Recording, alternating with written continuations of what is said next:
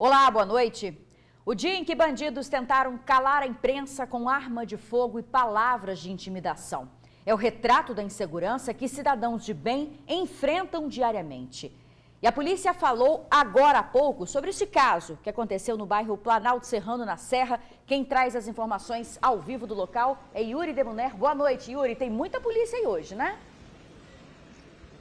Isabela, agora tem muita polícia. Uma boa noite para você, uma boa noite para quem está em casa. Realmente não foi um dia nada fácil para ninguém aqui no bairro Planalto Serrano, na Serra. Vou pedir já para o Diego mostrar, ó, tem bastante polícia, como você destacou, o que não tinha na madrugada de ontem para hoje, né? Na manhã dessa segunda-feira, quando aconteceu esse intenso tiroteio aqui no bairro Planalto Serrano, na Serra. Eu vou tentar explicar umas informações que eu apurei aqui. O que acontece? A guerra do tráfico aqui no bairro Planalto Serrano. São pelo menos 3 pontos intensos de tráfico de drogas aqui na região. A Rua 37, o tráfico do Pinicão e também o tráfico da Baixada. Recentemente, um dos traficantes foi preso e aí um outro passou a querer expandir seu território, sua área, né, de comercialização de entorpecentes aqui no bairro Planalto Serrano. Pois é, ele é o Paulo Ricardo Ferreira de Souza, mais conhecido como Loló. A gente tem imagens dele aí para divulgar porque ele é procurado pela polícia.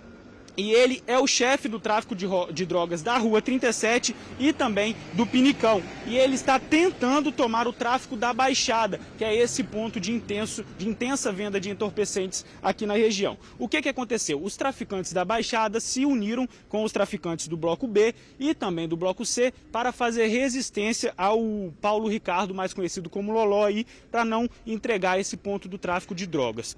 Essas informações foram passadas pela Polícia Civil e confirmadas pela Polícia Militar aqui no bairro. Vale destacar que esse homem, ele tem um mandado de prisão por homicídio em aberto e é um dos mais procurados pela Delegacia de Homicídios aqui da Serra.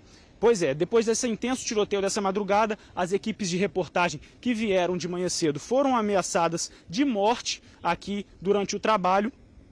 Durante fazendo a cobertura do trabalho aqui na região, os ônibus também não estavam entrando no bairro, por isso as equipes vieram até aqui e durante a tarde a situação foi se normalizando um pouco. Vamos acompanhar na reportagem que o Vitor Zucolotti preparou para a gente.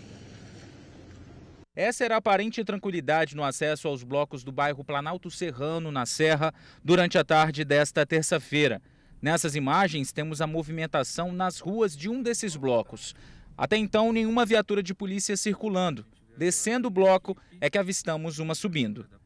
Por uma questão de segurança, a gente está aqui na entrada do bairro Planalto Serrano. A gente chegou aí lá perto onde os blocos se dividem, né? O bloco A e o bloco B, só que a gente não viu o policiamento parado, fixo. Isso porque as viaturas estão circulando pelo bloco A e também pelo bloco B, por uma questão de segurança. Então, a gente decidiu vir para o lado de cá, para a entrada do bairro, inclusive porque vimos alguns suspeitos passando perto da nossa equipe, fazendo sinal de que a gente vazasse, saísse. Pela manhã, equipes da TV Tribuna e TV Gazeta foram ameaçadas no local quando cobriam a situação dos coletivos. Apaga tudo que você filmou, já não está problema com ninguém, apaga tudo. Apaga tudo, pede o pé. Depois das ameaças, os suspeitos que estavam em uma motocicleta atiraram para o alto. Nessa imagem é possível ver os dois suspeitos que estavam na motocicleta. Os coletivos pararam de circular nos blocos após um tiroteio ser registrado no início da manhã. Nesse áudio é possível ter uma noção dos momentos de desespero passados pelos moradores.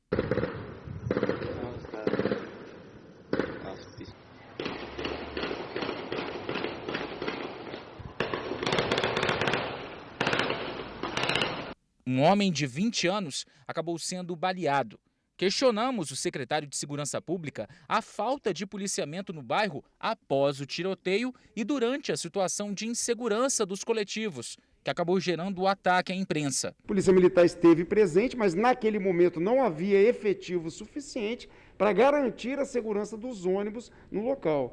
Então, tão logo nós conseguimos restabelecer a chamada do nosso efetivo, aumentar o quantitativo, nós ocupamos o bairro com a Companhia Independente de Missões Especiais, com o efetivo do 6º Batalhão, e nos chega a notícia de que os ônibus já estão rodando normalmente. Diante desse ataque sofrido pelos profissionais aqui da TV Tribuna e também da TV Gazeta, o governador Renato Casagrande fez uma postagem lamentando o ocorrido em uma rede social. O prefeito da Serra lamentou o ataque sofrido pelos profissionais da imprensa. Quero aqui trazer a minha solidariedade a todos os profissionais de diversos meios de comunicação do nosso estado, pela forma que ocorreu no bairro Planalto Serrano, e lembrando também aos moradores, que eu sei que estão muito preocupados com isso, que nós estaremos tomando todas as medidas necessárias para também manter a tranquilidade de cada morador.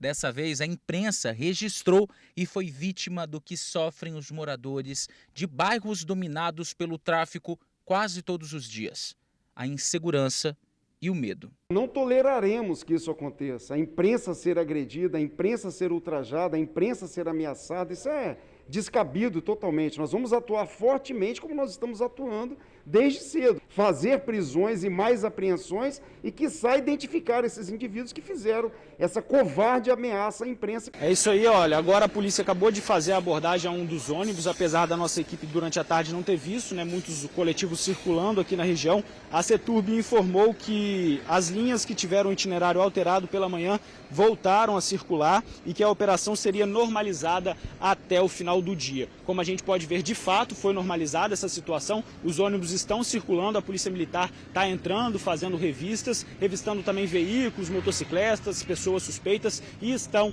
à procura aí desse traficante que estaria provocando todo esse tiroteio aqui na região. A Polícia Militar vai continuar aqui no bairro durante a noite, durante a madrugada e também durante o dia, dos próximos dias, para tentar cessar essa onda de violência aqui em Planalto Serrano. Isabela, eu volto com você no estúdio. Obrigada, Yuri, pelas suas informações. A gente tem que parabenizar a polícia que está cumprindo o papel dela, está aí no bairro, porque o que os jornalistas sofreram hoje, eles sofrem praticamente diariamente em vários bairros, né, Yuri? A questão é que desta vez foi filmada e graças a Deus também que a polícia reconheceu a importância do trabalho da imprensa e principalmente dos moradores, porque a gente filma o que a comunidade já vive diariamente, esses tiroteios que estão acontecendo. É um absurdo a gente conviver com toda essa insegurança. Obrigada, Yuri. Boa noite. Parabéns aí também pelo seu trabalho. Olha, gente, em Nova Rosa da Penha 2, Cariacica, uma troca de tiros no início da tarde assustou os moradores por lá. 2 adolescentes foram mortos durante esse confronto entre traficantes. Gabriel Gomes Cavalcante tinha 15 anos, morreu após ser baleado com um tiro. O colega dele, Carlos Eduardo Alves da Silva, 16 anos, também foi ferido. Ele chegou a ser socorrido pela equipe do SAMU, mas morreu dentro da ambulância. O duplo homicídio aconteceu no início da tarde desta terça-feira. Os adolescentes estavam na Rua 51, no bairro Nova Rosa da Penha 2, em Cariacica, bairro onde moravam. Ainda assustados, os moradores preferiram não gravar entrevista, mas algumas testemunhas contaram à polícia que os 2 adolescentes estavam bem em frente ao bar quando 4 pessoas a pé passaram atirando. Eles reagiram, houve troca de tiros, o Gabriel foi baleado, correu aqui para a Rua 107, mas acabou não resistindo aos ferimentos. Ao lado do corpo de Gabriel, a arma usada por ele, um revólver calibre 38. A perícia estava no local, retirou mais de 5 cápsulas do asfalto. Segundo a polícia, o crime deve estar relacionado à guerra do tráfico de drogas na região, motivo de constantes confrontos no bairro. E no dia 19 de fevereiro, o ministro da Justiça e Segurança Pública, André Mendonça, visitou a companhia da Polícia Militar, que fica em Nova Rosa da Penha 1, Cariacica, um dos municípios escolhidos pelo governo federal para implantar o programa Em Frente Brasil. A polícia ainda está em diligência e só terá informações sobre detidos após a finalização da ocorrência.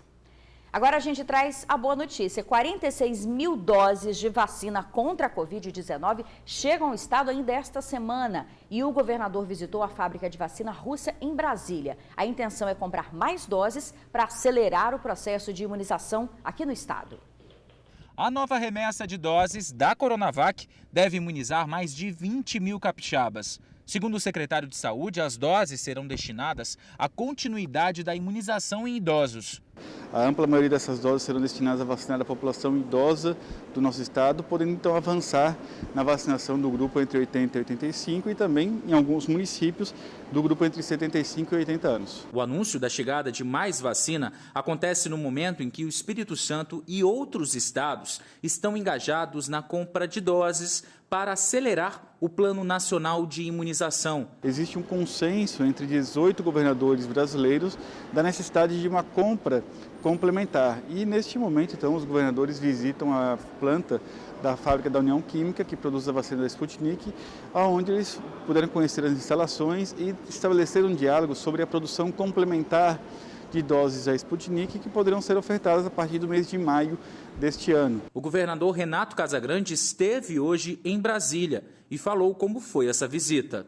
O presidente Arthur Lira apresentou o cronograma mais atualizado do Plano Nacional de Imunização. Então foi uma reunião importante que nós tratamos de temas que são fundamentais. Pauta federativa, cronograma de vacinação e orçamento para a área de saúde, que é fundamental para a gente continuar enfrentando a pandemia neste ano e salvarmos vidas. O Espírito Santo deve receber hoje ainda alguns pacientes que estão vindo de Santa Catarina. A situação no estado é muito complicada e o estado vai receber esses pacientes, muitos deles já intubados. Assim que chegarem ao Espírito Santo, serão encaminhados rapidamente para o Hospital Jaime Santos Neves. A mesma quantidade de vagas que já estava disponibilizada para Rondônia e Manaus e que será disponibilizada para um giro do paciente vindo do estado de Santa Catarina.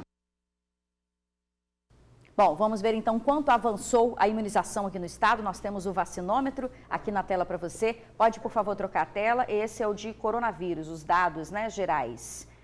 Ok, vamos lá. Doses aplicadas, quase 124 mil primeiras doses já foram aplicadas no Espírito Santo e mais de 28 mil segundas doses. A gente continua com a mesma quantidade de 268 mil e 263.908 já foram distribuídas. Agora sim, a gente fala dos casos de coronavírus, é porque nas últimas 24 horas, 25 pessoas perderam a vida no Espírito Santo, foram mais de 1.000 novos casos. Temos mais de 327 mil casos confirmados da doença, mais de 309 mil recuperados e o número de óbitos é de 6.432. Olha, gente, entre os recuperados está o prefeito de Aracruz. Ele recebeu alta depois de 15 dias internado. Doutor Coutinho deixou o hospital hoje à tarde e fica em Vitória até quinta-feira, quando deve ser reavaliado por um médico, um infectologista. Desde que o prefeito foi internado, o vice, Beto Vieira, responde pelo município de Aracruz. Um apartamento pegou fogo na orla de Itaparica, em Vila Velha. Na hora do fogo, havia 2 crianças no local e o cachorrinho de estimação da família acabou morrendo no incêndio. Vídeos gravados por vizinhos mostram as chamas saindo da janela do apartamento. Pelo amor de Deus! O edifício fica na orla em Itaparica, Vila Velha. Bombeiros foram acionados e também usaram água do condomínio e do sistema hidráulico para apagar as chamas que destruíram um cômodo do apartamento 403. Segundo o Corpo de Bombeiros, no momento do incêndio, havia 4 pessoas dentro do apartamento. Uma menina de 12 anos, uma de 8, a empregada e um marceneiro.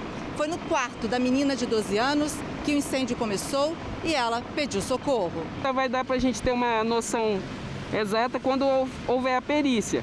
Mas segundo relatos dela, da própria adolescente que estava no quarto, ela questionou que estava saindo uma faísca do armário, que é por onde passa uma fiação, que era do ventilador. Ainda de acordo com o tenente Penaforte, ninguém ficou ferido, mas o cachorro de pequeno porte da família estava no quarto e acabou morrendo. A gente chegou a tempo do incêndio não evoluir para os demais compartimentos e conseguimos aí, com êxito, extinguir o incêndio nesse compartimento. Felizmente o animal dela, que estava no local, não resistiu lá por conta da fumaça. Quando a gente chegou ele já estava em óbito, mas os moradores, ninguém se feriu, todo mundo saiu com segurança. A dona do apartamento chegou ao local, mas não quis conversar com a nossa equipe. O laudo dos bombeiros sobre a causa do incêndio deve ficar pronto em 10 dias. Um homem foi preso com quase R$10 mil em notas falsas. As notas falsas de R$100 chegaram pelos Correios. As cédulas foram compradas por uma rede social e chegaram na casa do suspeito em Vitória. Ele foi preso em flagrante e vai responder pelo crime de falsificação de moeda. A pena pode ser de 3 a 12 anos de reclusão e ainda multa. A identidade do suspeito não foi revelada pela Polícia Federal. A seguir, a apresentadora de TV tem carro roubado em Vila Velha e a insegurança no centro de Vitória. Bandidos usam faca para roubar celular das vítimas. A gente já volta. A apresentadora de TV, Lilia Jane Malman, passou por momentos de terror durante um assalto em Vila Velha. Os bandidos levaram o carro que era emprestado, além de materiais de gravação. A ação foi extremamente rápida. Assim que a apresentadora estacionou o carro e saiu, os bandidos foram para cima. A gente estava chegando na casa da minha amiga, da Preta, né, Andréa Neri, de uma viagem de Guarapari. Eu estava gravando em Guarapari, inclusive. E no tempo de encostar o carro, ela veio dirigindo, inclusive. Quando ela saiu do carro para a gente tirar as coisas dela em casa, para eu vir embora, rapidamente, parecia, eu achei que estivesse até brincando, fosse um amigo de Preta brincando com a gente, porque o carro veio do nada. Aí já veio próximo da minha cabeça, afastou um pouco e mirou em mim e falou, passa tudo para o celular. É tudo tão rápido e você fica num susto tão grande quando você vê aquela arma apontada para você. Ele arrancou o carro e foi embora e o outro que estava no gol seguiu ele. O assalto aconteceu no último domingo no bairro Jardim Azteca, em Vila Velha. Os criminosos foram agressivos e violentos. De uma hora para outra ele podia ter atirado. Nervoso, porque ele estava muito nervoso. Eles ficam nervosos também, né? Poderia, já pensou? Uma tragédia. Tudo isso aconteceu por volta de 9 horas da noite. Os bandidos pegaram o carro e fugiram com todo o equipamento de gravação, tipo câmeras, microfones, fones de ouvido, enfim. E o prejuízo não foi só no campo financeiro, não. Entrou também, digamos, no campo profissional, porque toda a gravação feita para o próximo programa acabou se perdendo. Elas haviam passado o final de semana inteiro em Guarapari, gravando o programa que seria exibido na próxima sexta-feira. Tudo dentro do carro. Computador de uma amiga que estava dentro do carro. O carro que eu estava, inclusive, era emprestado de uma amiga. Enfim, foi tudo, né? Então, esse final de semana a gente vai reprisar alguma coisa, porque não tenho condições mesmo. Lilia Jane também teve o celular roubado. As duas amigas procuraram a polícia e registraram um boletim de ocorrência. A gente tentou contactar todo mundo que a gente podia, porque a gente sabe que eles têm, né, grupos, enfim, porque a minha preocupação realmente é com o carro. Né? Objetos a gente já conta como perdido, né? Já foi. Bora trabalhar e bora comprar de novo, né? Pois é. Olha, gente, a Delegacia de Furtos e Roubos de Veículos está investigando o caso. Até o momento, nenhum suspeito foi detido e nem o veículo não foi localizado. As denúncias podem ser feitas pelo 181. A gente torce para que a Lilia Jane encontre o veículo que era emprestado da amiga dela, né, como ela falou, e não tinha seguro. É um Chevrolet Montana branco, placas OCX 6534. E duas mulheres ficaram sob a mira de uma faca durante um assalto no centro de Vitória. Elas foram ameaçadas e obrigadas a entregar os celulares. A câmera de segurança da loja registrou o momento em que dois ladrões passam em direção às vítimas. Repare na hora, 7h59 da noite desta segunda-feira. Menos de 10 segundos depois, os suspeitos voltam correndo já com 2 celulares roubados. As vítimas são duas mulheres que trabalham numa loja na rua Araribóia, no centro de Vitória. O assalto aconteceu bem aqui neste portão. As vítimas estavam paradas esperando pela polícia. Isso porque elas não conseguiram sair com o carro da garagem. Um outro veículo estava estacionado bem aqui em frente, bloqueando a saída. A vítima conta que percebeu a aproximação dos bandidos, mas pensou que eles eram proprietários do carro que estava estacionado. Só gritou 2 vezes, passa o celular, passa o celular. E aí minha amiga ficou bem nervosa e eu falei, passa, passa, passa, eu já entreguei o meu. Um que gritou, passa o telefone, foi o que pegou, e o outro estava com uma faca muito grande em mãos. E a gente se abraçou e eles saíram rapidamente, foi muito rápido. Depois do assalto, os bandidos fugiram. Esse vídeo gravado seria deles tentando negociar os celulares roubados no bairro Flechal, em Cariacica. O iPhone 11 e o S20. O iPhone 11 e o S20. Diante do medo de ser vítima novamente, a funcionária vai redobrar os cuidados na região do centro de Vitória. Não dá pra gente prever o que vai acontecer de fato. É se policiar, sair no máximo quantidade de pessoas possíveis e ficar atento mesmo na região. Infelizmente. Olha, a Polícia Militar diz que faz o policiamento ostensivo em todo o centro de Vitória, além de visitas aos comércios. E em situações de crime, a orientação é acionar o CIOD 190. Em instantes, continua internada a menina de 11 anos, vítima de bala perdida na Serra. A gente já volta. A menina de 11 anos, vítima de bala perdida na Serra, passou por uma cirurgia e continua internada. A criança foi atingida por um tiro nas costas enquanto levava o lixo para fora de casa, no bairro Solar de Anchieta. Um homem passou de carro atirando e um dos disparos atingiu a criança. O alvo era um outro homem. Os suspeitos fugiram e ainda não foram localizados. A menina se recupera de uma cirurgia para retirada da bala que estava alojada e ainda não há previsão de alta. Bom, a gente encerra o TN2 desejando dias mais tranquilos, né, para o capixaba. Amanhã a gente está aqui de novo às 7h16, aguardando você. Boa noite, até amanhã.